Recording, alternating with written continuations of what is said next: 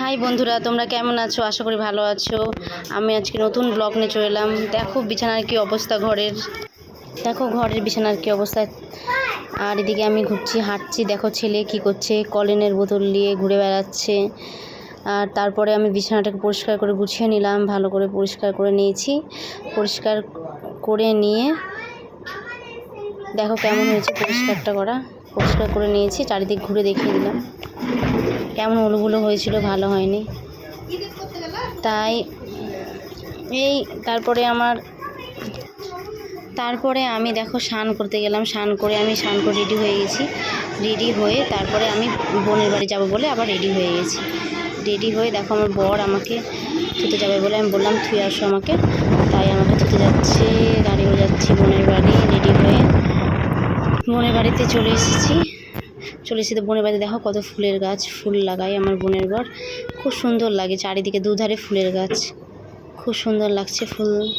তোমাদের কেমন লাগছে বলো একটু কমেন্ট করে। আর তারপরে এই যে রান্নাবান্না শুরু হবে, পোলাওয়ের জন্য মশলা রেডি হচ্ছে। এই যে কাজু বাদাম দেওয়া হচ্ছে, হলুদ দিয়েছে, মশলা দিবে। এবার মশলা দিয়ে মাখবে ভালো করে। তোমরা কে কে ভালোবাসো পোলাও একটু কমেন্ট করে জানাও।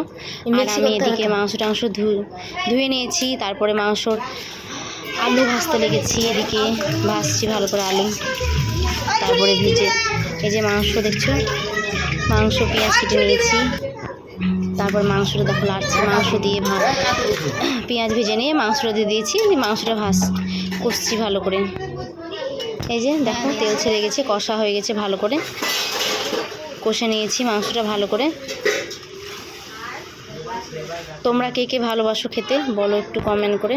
তারপরে আমি খেতে দিয়ে দিয়েছি। দেখো আমরা সবাইকে পোলাও আর মাংস খেতে দিচ্ছি, খাচ্ছে সবাই। আর এই যে আমি মাংস রান্না করেছি, এই যে আমি খাচ্ছি দেখো। তারপরে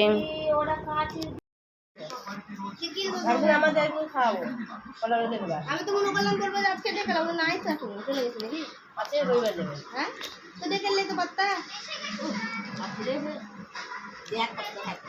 আমার ছিল না। তুমি সকালে বললা বলতে তোর মেশো আছে, তাহলে তো ফোন করলে তো চলে আসতো। বলে কাজ ছিল না, খুলে হয়ে যেত।